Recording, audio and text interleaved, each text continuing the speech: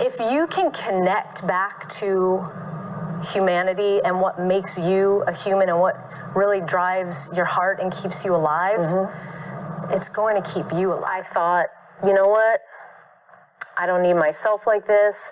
My family, my husband, he doesn't need a wife like this. Nobody's going to miss me.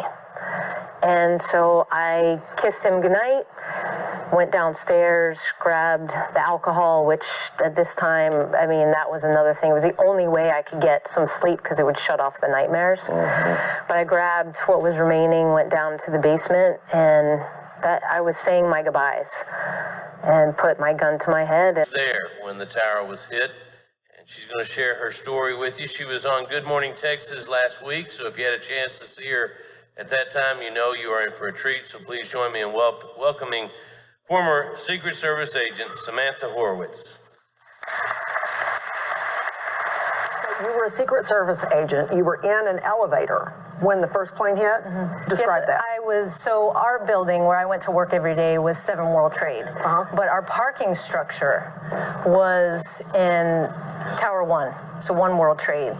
And so we were a couple of stories down, underground.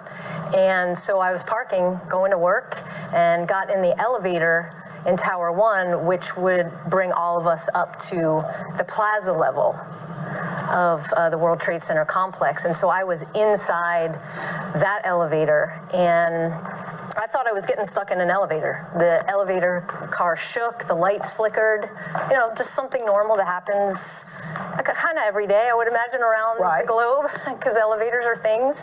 And then it was as if a hand reached down into that shaft, and it just yanked us up at such a high rate of speed. And we're going up, we're all kind of looking at each other, and then bam, it just stops. So how many first responders, just take a survey of the group, do we have? I see a couple in uniform, okay. And how many veterans, also first responders? Very good, very good. Well, welcome. I'm going to start out today by asking you all 3 questions. First, how many of you all would say you have stress on a daily basis? All right. That's where it was. Not necessarily, but that's good. And for those of you who raised your hands, how many of you would say that you have effective strategies to manage that stress when it comes up? Okay, excellent. I'm glad to see hands. Well, what would it mean to you if you could walk out of here today with a few more tools in your toolbox, if you will, to manage and minimize that stress when it comes up? Would that be great? Awesome. Well, I am Sam Horowitz. I'm a 9/11 first responder and former U.S. Secret Service agent and one of your hosts and presenters here this afternoon. Some people actually call me the courage consultant because I was able to successfully navigate my way back from a diagnosis of PTSD when I thought the only way out was to take my own life. Post-traumatic stress disorder. It was something that I've heard that term, you know, in the service he talked about very briefly, and I never thought that I would ever experience it. And it started the minute I hit my apartment door at around 5:30 on September 11th, where I couldn't be in any enclosed spaces, which included my own bathroom in my own apartment. We want you to know that we have been there, that we understand completely, and that we would like you to know that it is absolutely okay not to be okay. Persevere no matter what. In light of what is going on in Houston, I think it's the most important lesson that you have got to dig deep, grab onto any resource that you have, even if it's just calling somebody or giving somebody a hug or asking for a hug. If you can connect back to humanity and what makes you a human and what really drives your heart and keeps you alive, it's going to keep you alive. And for you in this case, it's faith. Yes, faith played a big part. And My faith journey back, I'll call it back, was very interesting because I went through a lot of self-doubt and questioning. How could God allow this kind of thing to happen, to watch almost 3,000 people die? And I grabbed onto that I reached out with the help of friends, and they've helped guide me back. And me and God have conversations every morning. Are you constantly on guard, watchful, or very easily startled?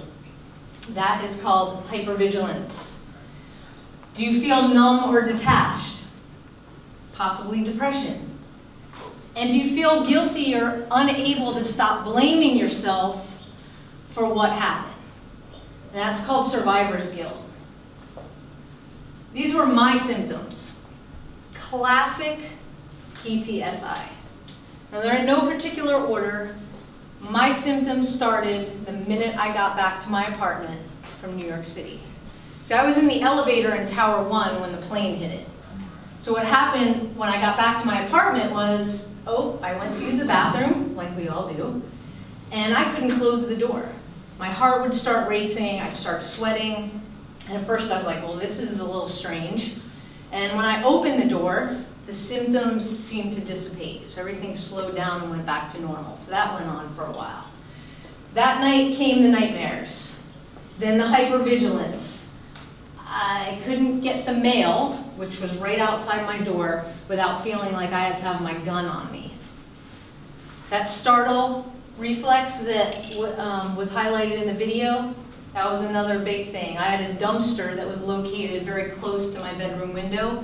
When that dumpster truck came, immediately startle response.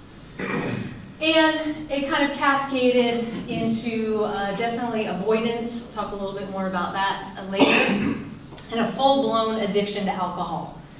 Now, alcohol, as a law enforcement officer, as a first responder, it is something that most people look at and they're like, yeah, that's normal. Because society tells us it's normal. Turn on any television show and watch any movie. First responders had a tough day at work. Where do they end up? In a bar, right? So we have this societal push on, yeah, that's normal for first responders. But it's not. And when you need the alcohol to combat the symptoms, to numb out, to not feel pressure, that's when we have to take a closer look.